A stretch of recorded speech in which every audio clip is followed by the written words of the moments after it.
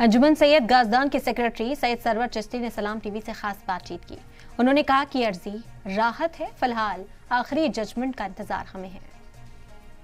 बड़ा फैसला मानते हैं सुप्रीम कोर्ट का आप लोग, क्योंकि कल भी हमारी जब बात हुई थी तो आप बड़े मुतमईन नजर आ रहे थे, मतलब यकीन था आपको कि यहाँ के बाद से सारी चीजें बदलने वाली हैं।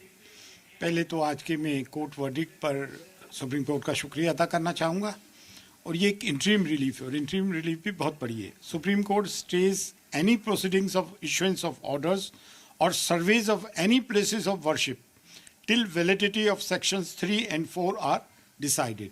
तो फाइनल तो जब ही हम मानेंगे, waiting for the Supreme Court final judgment, और सुप्रीम कोर्ट उस पर अपना फाइनल जजमेंट सुनाए कि जो प्लेसेस ऑफ वर्शिप एक्ट 1991 बनाया गया है उसको सुप्रीम कोर्ट मान्यता देती है। देश में आपस में लड़ाई झगड़े को, ब्लड बात को रोकना चाहती है धर्म के नाम पे, तो सुप्रीम कोर्ट मैं समझता हूँ कि इस किस्म का फैसला देगी जिससे कि देश में ये ज़मीन खोदो अभियान हमेशा के लिए खत्म हो और इस पर अल्प विराम लगे।